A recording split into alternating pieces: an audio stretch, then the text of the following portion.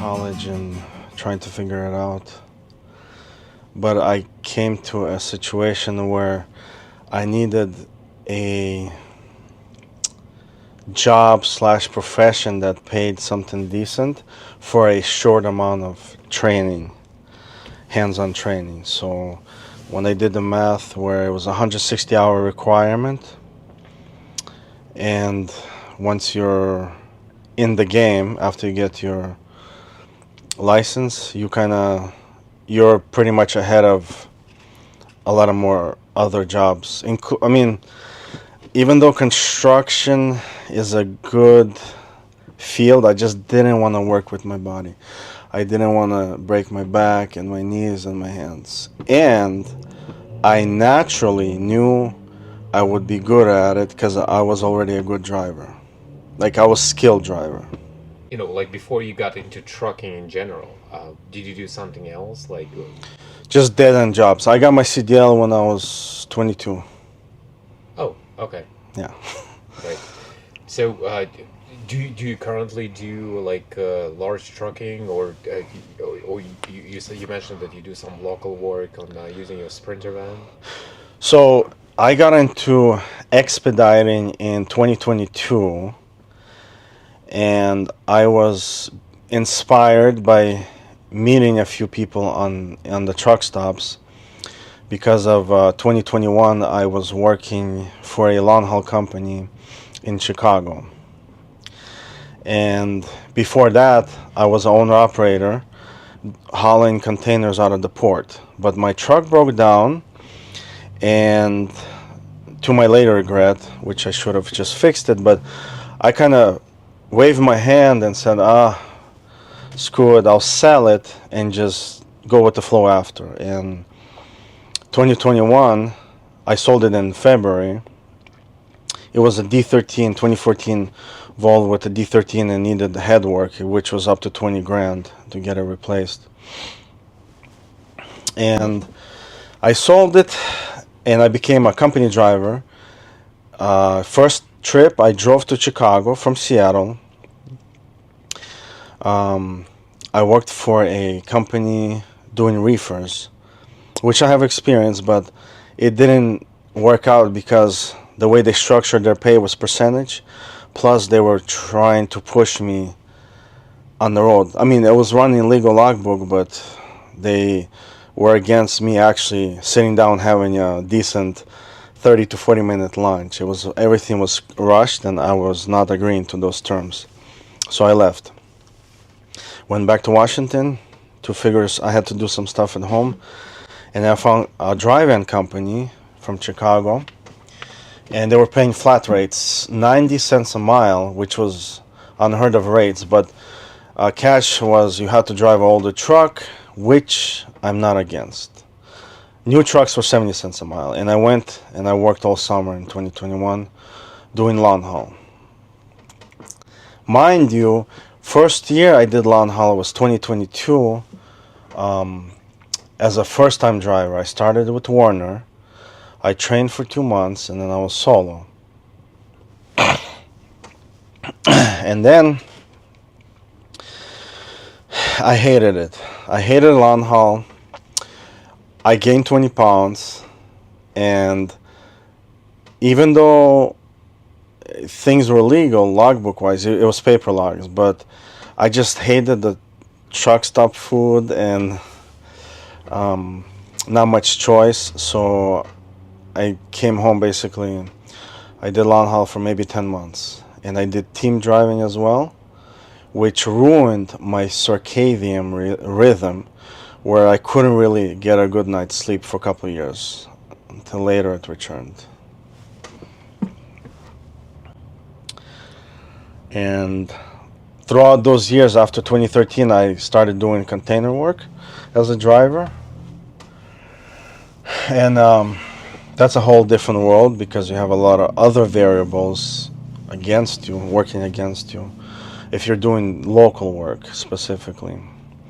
And I became owner operator. I had two attempts where one truck failed and I had to sell it, was a driver again, and then I started again in 2015 with the Freightliner 2005 Columbia. And from 2015 until 2018, I drove the Columbia, and then there was a new rule set for 2019. You had to have a newer truck for the ports.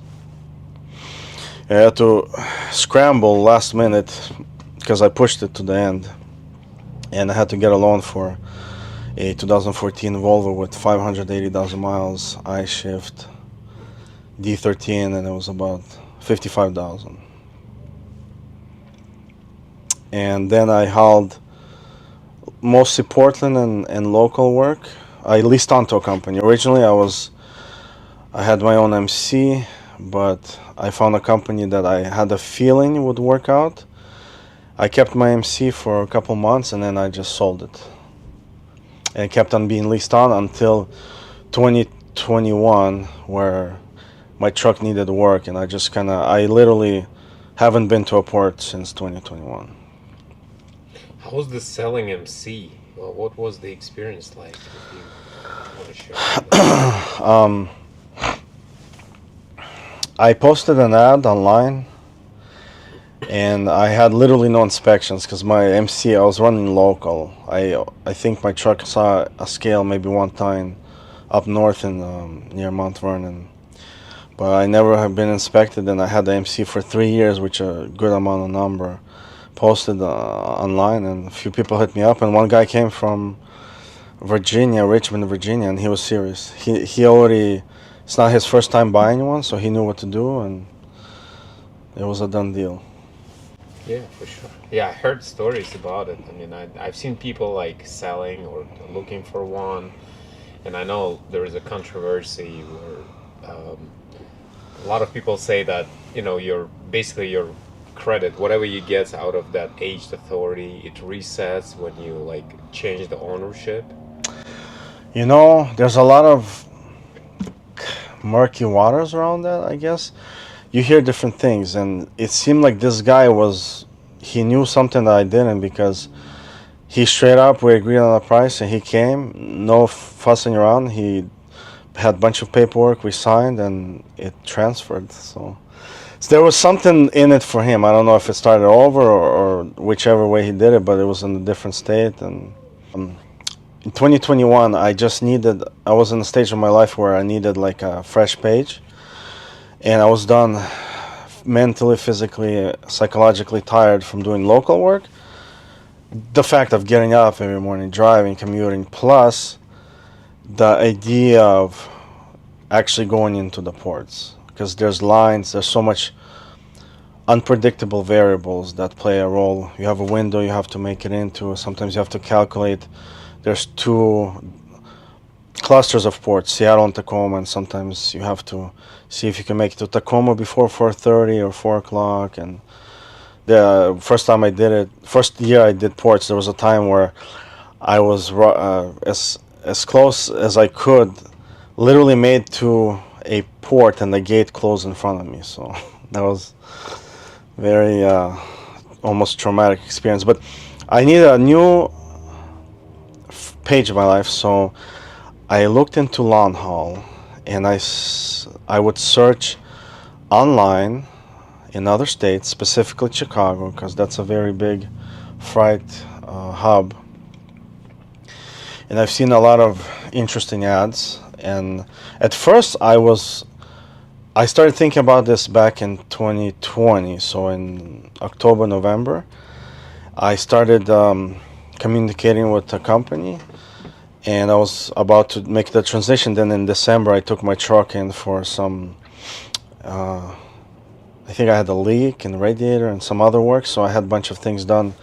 And that's when they discovered, after doing a tune-up on my head, they discovered that my head was on a ticking time bomb. So if I continue driving it, I think as the exhaust valve starts falling apart, and piece of it goes into the turbo, and then you're pretty much ruining a lot of stuff. So I sold it, I put on sale, I was honest as I could.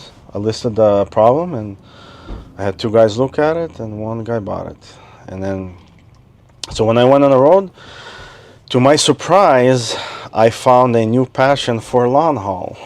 Meaning, For some reason, this time over the road looked much better than what almost 10 years ago.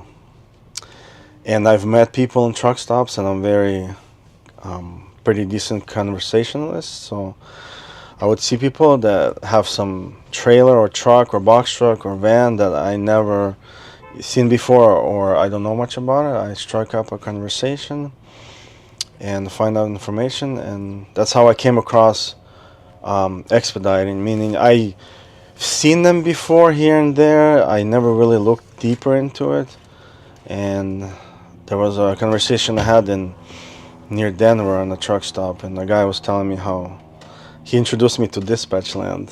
He said, "There's an app, and this how it works, and there's bids, and this and that."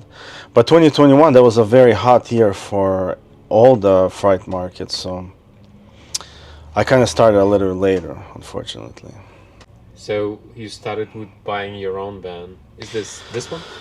Yeah, so in 2021, I came home. I did long haul until September. And I got back. I didn't want to drive in the winter long haul, so I came back, did some local work for UPS, I believe, and then I started looking into buying my own van. So I started calling Dispatchland. They first said, well, you need the MC to be on the board, and then they said, we'll give you your phone number to a few companies that work with us, and that's how the quote-unquote carriers hit me up. And at first, what I learned was that there was an age restriction, so you needed to have a no more than a 10-year-old van for most of the companies, especially in Dispatchland. And also, it needs to be either a Transit, Ram, or a Sprinter, because the Chevy Express, they're much shorter. They're about 53 inches high. They're not 72 inches. So, I mean, there's few companies that'll take it, but it's so much harder. So I did research. I started looking around what's in my price range, which at the time was like 15,000, give or take. And I stumbled on Sprinters, I think was the next viable option. The other vans were more expensive. Plus, I wanted the biggest one on the market. I was looking for a Sprinter van in all 48 states on Facebook, OfferUp, and Craigslist.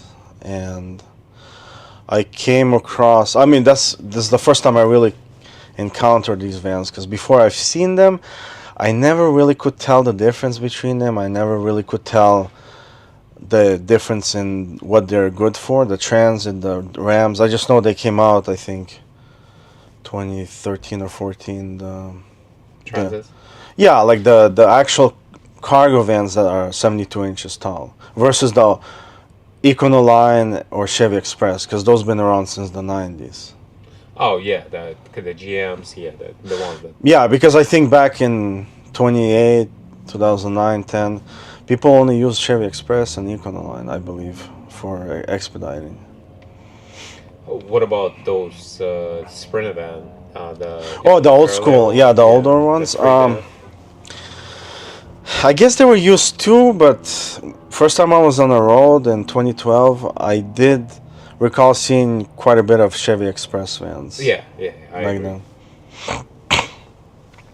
And in 2022, I was looking around everywhere and I was seeing different miles, different this, and I did research what's better, V6 or four cylinder, and then I heard that V6 lasts longer because the four cylinders, I was told the vibration is more because it hauls a lot of weight.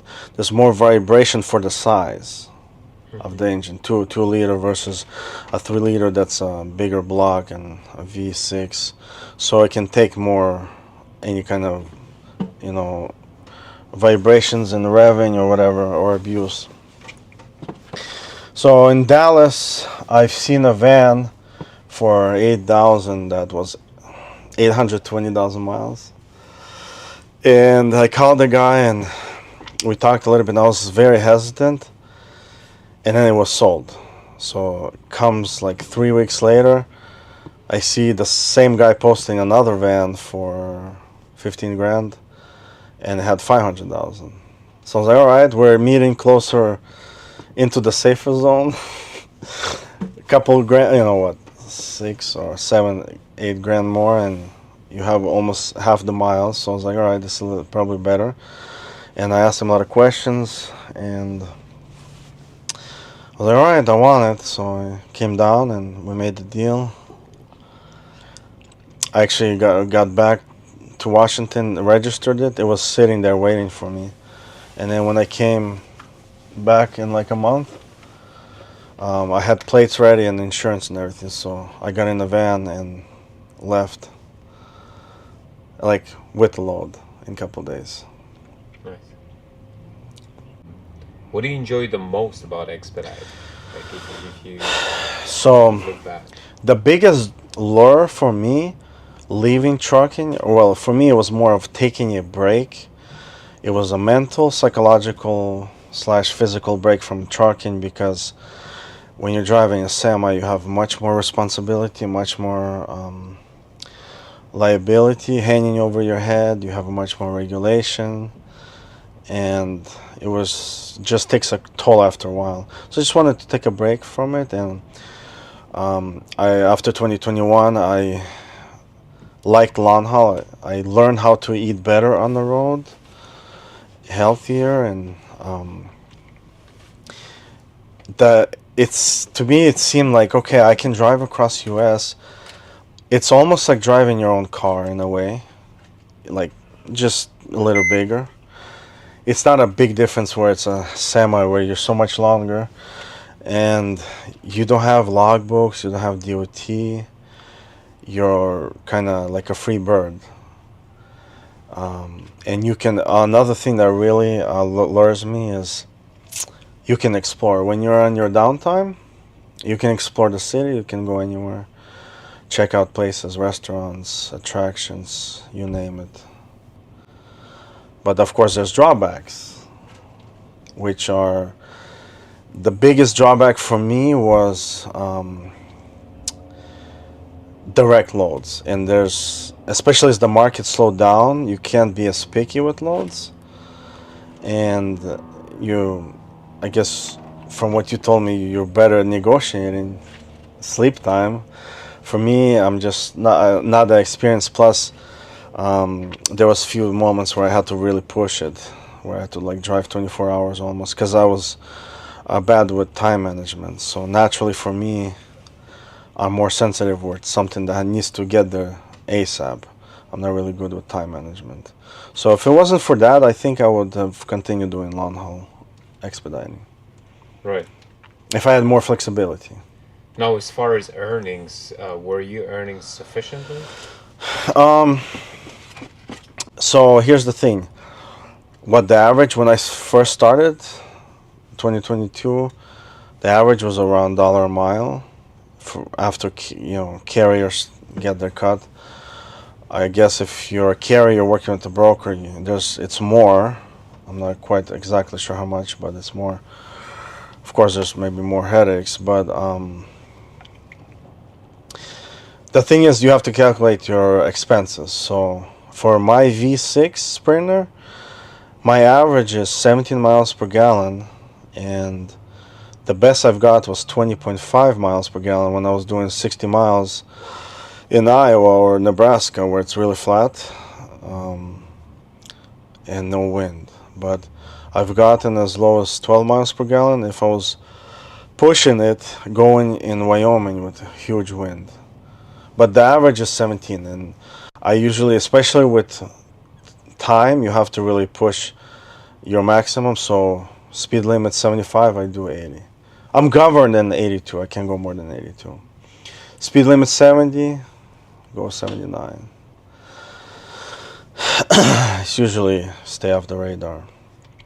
So with and also when I started, the gas prices shot up. So with diesel was what, 4.55, some places 5 something. My expense was like 30 to 35 cents a mile for fuel alone. And then my insurance for the 1 million liability, 100K cargo was 1,000 a month. Yeah, that's pretty high. Now it's 500. I just found a different agency. Imagine 50% cut. So that agency was making a big number on me. The insurance company probably charged a lot too, not just the agency. I mean, I don't know. Maybe I was new, but I was paying 1,000, and I shut off my insurance in 2023. I didn't do expediting, and I turned it back on this year with a different agency, $500. Same quote, exactly same policy with Progressive. Looking back, what's the most memorable trip? Memorable in good or bad? Nightmare or like bliss? You can tell both. All right. The best one I really enjoyed was I basically got a load from Seattle to Rhode Island. It was not direct. It was some guy who had a yacht. He sold it, bought a yacht on the East Coast, and he had stuff in his storage. So it was. I went to the storage, mostly coolers. You know those. I think they're called those blue igloo coolers. You know the average size. You know what I'm talking about? No. You mean like containers? Yeah, they look like coolers where you put ice if you go out for picnic. Yeah, like Those not the biggest, not the smallest, but there was stuff mostly in those size coolers and bins, plastic bins, and it was no rush. You just get there by this day, and I had almost a week loaded on Saturday. I had to do some stuff Sunday, and I think I left Monday, and it was no rush. It was just enjoy the trip. So I went through. I don't like taking Montana. I like to go through Wyoming, so I went that way. Actually, no, my bad. Usually I don't like taking Montana, but this time I had to go through Montana, or I decided to. So I remember, taking 9 hours sleeps, and everything was just great. Like it was no stress. Got enough sleep, drove as much as I could, and went to sleep. I think I made it there in 4 days, and he gave me, I think, $100 tip. So it was, the load itself was like 99 cents a mile or something, or 98 cents if you did the math. But with the $100 tip, it made it $1 a mile. So it's not bad coming from West Coast. Right, exactly. So I'm saying, it's actually amazing. Yeah, I got pretty lucky with that. Especially besides the being $1 a mile plus no rush. That was the best part. Yeah, that's beauty. The worst one I would say is when I had to go from Atlanta to Everett to make it back to Washington. I had to make it to a wedding, so I was bad with time management, and the last 24 hours from, I think when I woke up in Nebraska, I had to drive nonstop through Wyoming, Idaho, Utah. I made it to Everett, 10 a.m., everything. But man, I was, like, when you're so exhausted, you want to sleep, but you can't fall asleep, and you're almost seeing stuff, like anxious? No, like your eyes, I think, it's just... Hallucinating. No, I wouldn't say hallucinating, but like you see, what is it called? Floaters or something. Basically, I felt like I over pushed my body because I had to drink many coffees. Oh. And I had to make it Friday. If I didn't make Friday, I think there was a lot of penalties, and so I did that, and that's when I was like, it was more of a wake up call. Like, all right, expediting is okay if you're doing shorter trips, 600, 700 mile trips, maybe 1,000, but doing a 2,700 mile trip in a direct time, that's when you really have to know what you're doing or be very good with time management. Yeah, sometimes you can't. It's just that some loads they're not designed for you to sleep well. It's just the way it is. And like I said, being the market was on a downturn in 2022, that's when I did that. I was on the road, over the road 2022. 23 I did local, and then I stopped completely for like a half a year. I was doing other stuff like small courier work on the car. And I got back in the game this year in May by getting insurance again and having proper. And you just do local runs here in Latvia? Yeah, I've been doing local, mostly Portland's and local, whatever comes up. Um, Also, I signed up with some local expediting companies where they just have set rates. You don't have to bid, which is nice because I personally don't like the bidding process. That's a You real. just don't like the bargaining Um, exchange you know what I don't like is rejections? no. So I'll give example. If you're an owner operator in anything, right? So you have your insurance, your vehicle, your licensing, you have your expenses. And unless you have some nice, great government hourly contract, you're paid by piecework. So if you're doing, let's say, when I did containers, you get paid per move. So even if you do a local drive-in work, you go to warehouse, wait, you don't know how long it'll take. Could be 30 minutes, could be 2 hours. It depends. And that alone will dictate how much you'll make for the day. So that's so many variables when you do piecework, especially in transportations because there's so many things out of your control. Traffic, warehouse hours, port. If you do port, it's another layer of uncontrollable variables is the ports. Bureaucracy, Um, no, when you do port work, you're usually there's less. The market is not as volatile as the spot market on long haul or the expediting. It's less volatile. So when the coronavirus came, long haul drivers, their rates went down the toilet in like a week. There was a 3 month shutdown. My friend told me he couldn't leave Washington for more than $1 a mile, so he just parked his truck. I was insulated because I was leased onto a company. We did hazmat, and we didn't really work with brokers. But even the guys who did broker work, it didn't quickly fall in 1 week, all the rates with the containers. So it was a little different. It did fall, but not as much. So yeah, but regarding what I was saying is so many things out of your control. Every day you wake up, you start your truck or your van, let's say for local, and you wonder, how much am I gonna gross today? And that's like a big question mark. You can, let's say, after 2015, they started paying standby, most companies. But before that, there was no standby. So you can be stuck in the port for half a day and you only get one move done and get paid your whatever you get paid. But with standby, it got better. But still, even if you get stuck all day standby, it's not like your maximum potential. That's from port experience. With Sprinter, it's similar. So let's say if I'm doing local,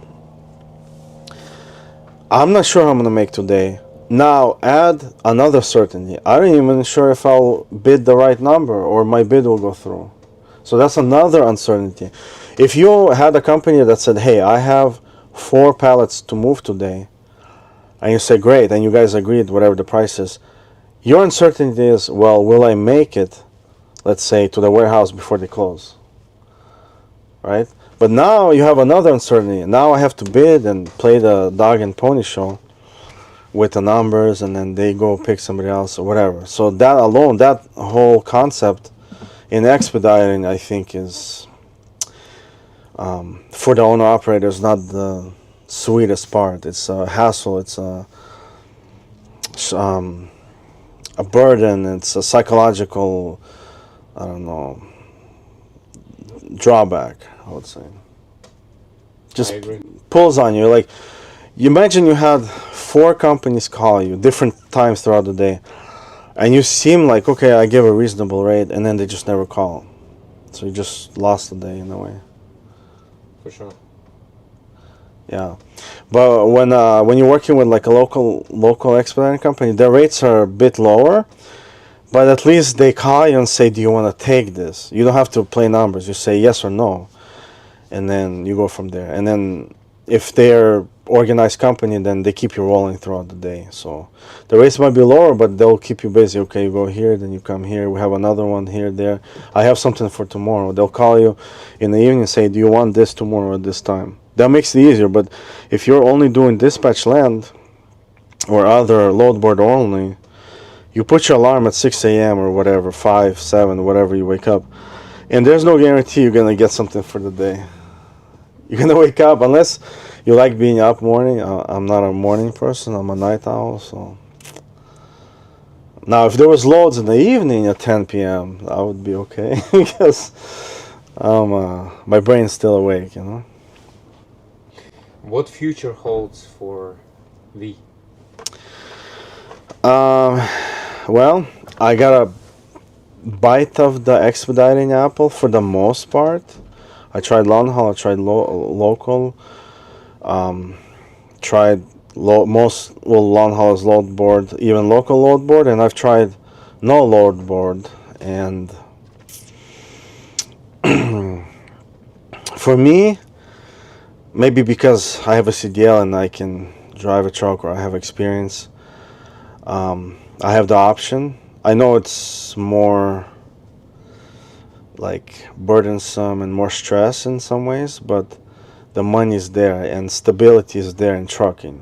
If you know where, I guess I should say, if you know where to look or who to work with. Because at the end of the day, if there's minimal barriers to entry for an industry, it can easily overgut with supply. And I think that's what's happened to expediting. Plus, the bidding process makes the advantage most of the time in the broker slash carrier way. They have more leverage because you have to give they monopolize your time. So you bid 15 minutes, you only can bid with them, and at the end they get the best deal, so to speak. So, but based on that, I'm going back into trucking. So, based on those experiences, another thing that I guess it's more of a carrier bureaucracy. So, when I first started, I was thinking, oh, 10 years or younger. Some companies want 6 years or younger. Some, very few, want a mileage limitation. So I'm thinking, oh, that's like industry standard. But then later I find out most brokers don't care what year van you have. They don't care what mileage you have as long as you can get it there. And from my experience, at least my bias experience, because I have a good experience dealing with a lot of used cars, I feel comfortable with high mileage cars. I know where to look, where to add the oil, where to not add the oil. So it's not always a guarantee that a high mileage van is less reliable. You can have newer vans with emission technologies that are complicated, give you more issues, and at the end of the day, it's a solid engine, solid transmission, everything solid, and just the code, the sensor decides to have a bad day, and now you're in limp mode. Imagine, like, the van has its own character and it's having a bad day, and then maybe it can go back, or you just need a simple reset, but you don't have the tools. You need expensive dealer tools just to reset some little electronic system. So a lot of people mistake that. And also, going back to carrier bureaucracy, from my experience, a lot of the HR, well, first of all, a lot of those companies, the dispatchers and HR live in a different country. They speak English well, but they just never been in a driver's seat. They don't know what's under the hood, but in their minds, they're living in a HR office la la land. They have no idea how it works out here, and they try to dictate, like, oh, You need to have this year van or this van, and I have a plastic piece missing on my side door, and they said you need to put the plastic back up. It needs to, and you know what I said? Okay, I'll look into it. I'm busy right now, and I just never went to that company because that's too much for the money they're paying. That's you're asking too much, and the companies who want a van under certain years, that's on the borderline too much because I see so many ads from certain companies that I've been looking over the 2 years. Same companies posting ads over and over, and they're paying for those Indeed ads, Craigslist ads, and it's a high turnover. They have a high turnover, and I don't blame it. I mean, I understand why because I went through the turnover. Like I know how they operate, and a lot of them try to push rates. Like I'll give example. I got a local load. I was coming back from Bellingham. On the way from Bothell to airport, a load popped up. Small box. I needed to have TWIC, TSA. The company carrier called me. I gave him a price, 120, which is fine to me. Like that's actually great. I'm passing by anyway. We get the load. I drop it off, and then there was an issue where the airport was picky. There was like a half a pound difference what the paperwork said and what. So the broker called me. Hey man, can you please go back there and print a new label with the new numbers, blah blah blah. Carrier said, hey, how much do you want? I said, just pay me an extra 35. I'll be okay. And just by pure chance, the broker sends me attached email of all the whole conversation with the carrier from the beginning, so I can see their negotiated rate, what the broker paid the carrier, and they're paying the carrier $250, and then they're paying me $120. Okay, fine, that's what, over 50%. But then they asked the broker for $70 and they pay me $35 because they first asked me how much do you want. I told the carrier just add $35, I'll be fine, you know, just quick print, not a big deal. And in the email I see, oh, they're asking the broker, can you add $70? So for local they're taking almost 50%. And after we agreed to 35 of extra, I went to library, printed it, and I asked the carrier, I said, hey, can you just add another $20? It took me longer than I thought. The printing, the hassle, this and that. And the dispatcher, he made it sound like he's going to pull it out of his personal pocket. You have the broker, the carrier, and then you, the owner operator. So there's like a more middlemen, and the more middlemen, the more cut they're taking. And it's not like a fair cut. Like, okay, broker will take whatever, 20%, 10%, carrier will take, and then you get. But no, they play with numbers. It's like an auction, so there's no set rule. It's just who can get the most squeezed out of you as possible. That's how the culture is, really.